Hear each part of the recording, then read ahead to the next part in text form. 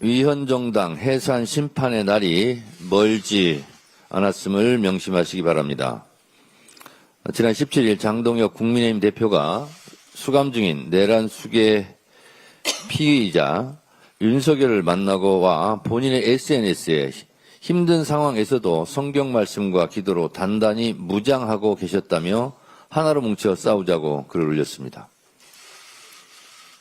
무장한 계엄군이 국회를 쳐들어왔을 때 그 내란의 밤이 기억이 생생한데 다시 무장했다는 그런 무장이란 단어를 들으니까 뭐 제2의 또 뭘 하려는 건 아닌가 하는 생각이 들어 섬찟했습니다. 국민과 민주주의를 무시하는 망언의 참담함을 금할 수 없습니다. 윤석열은 국민에게 총뿌리를 겨누고 민주주의와 헌정질서를 무너뜨린 내란의 주범입니다. 윤석열은 헌법을 파괴하고 민주주의를 공격한 범죄자입니다. 이 무슨 회개망측한 짓입니까? 충격을 넘어 끔찍하고 참담합니다. 그 정신세계가 참으로 잔인합니다. 어떻게 이런 일을 할 수 있습니까? 공당의 대표가 그런 내란 수기를 미화하며 응원하다니 국민에 대한 심각한 배반 행위입니다. 심지어 장 대표는 싸우자고 투쟁까지 선동했습니다. 내란에 동조한 과거를 반성하기는커녕 오히려 내란 세력과 손잡고 단단히 무장한 내란 수계 피의자와 또 다른 계엄을 꾸미자는 말입니까? 이는 제2의 내란 선동이고 헌정 파괴 시도입니다. 도저히 묵과할 수 없습니다. 헌법은 정당의 목적이나 활동이 민주적 기본 질서에 위배될 경우 해산 심판의 대상이 된다고 명백히 규정하고 있습니다.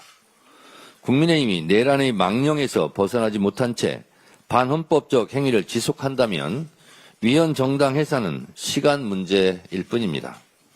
민주주의를 파괴하려는 세력은 끝내 무너지게 되어 있습니다. 더불어민주당은 완전한 내란 청산으로 내란 동조 세력의 폭주를 반드시 막아낼 것입니다. 국민과 함께 헌법과 민주주의 그리고 대한민국을 끝까지 지켜내겠습니다. 이번 캄보디아의 우리 청년 구금 사망 사건을 해결하는 과정에서 청년 문제에 대한 많은 부족함이 있었던 것 같습니다. 우리 국민의 안전과 청년들을 위해 보다 노력하는 민주당이 되겠습니다. 지난 18일 캄보디아 이민당국에 구금되어 있던 한국인 64명이 전세기를 타고 국내로 송환되었습니다. 현재 정부 합동 대응팀은 캄보디아 당국과 증거물 교류 등 긴밀한 협력 체계를 갖추고 범죄 근절과 남아있는 국민 송환을 위해 총력을 다하고 있습니다. 또 10월 중 범죄단지의 배후 조직들을 거래 제한 대상으로 지정하여 금융 제재를 가하는 방안을 추진하고 노력할 것입니다. 우리 당의 재외국민대책단도 직접 현지에 방문하여 교민들의 민원도 청취하며 맹활약했습니다. 옆에 김병주 단장을 비롯한 황명선 최고 그리고 이모선 의원, 홍기원 의원 수고 많았습니다.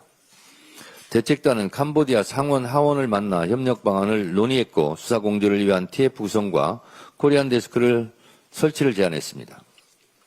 또 이번 사태로 생업이 막혀 생계 어려움을 겪는 교민 여러분의 상황을 살펴봤습니다.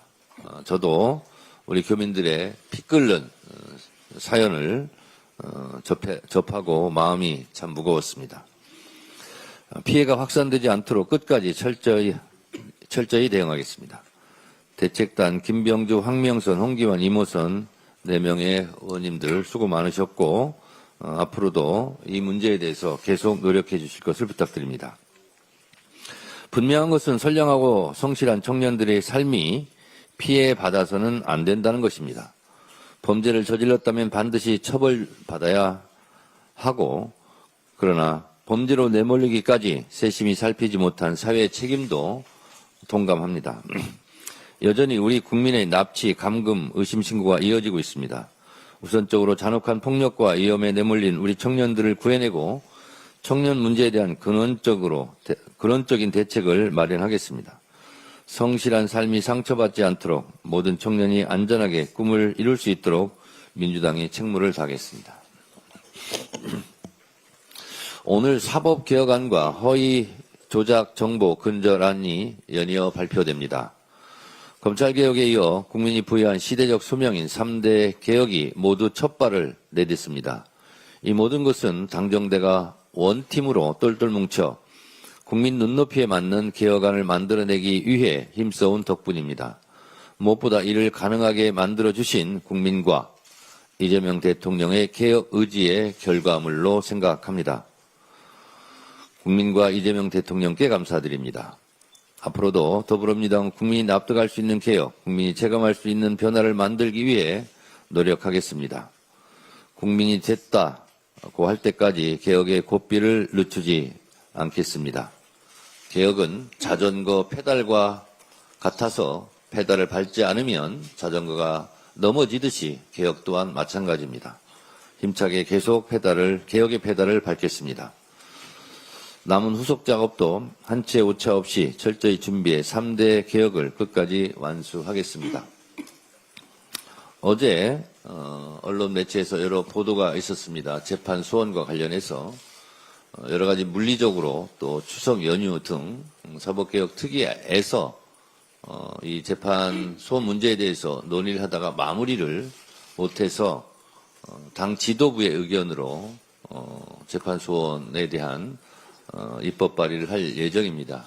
사법개혁 특위 안에서 빠졌다는 것이지 사법개혁 안에서 빠졌다는 의미는 아닙니다. 재판 소원도 민주당의 사법개혁 안이라는 것을 다시 한번 분명히 말씀드립니다.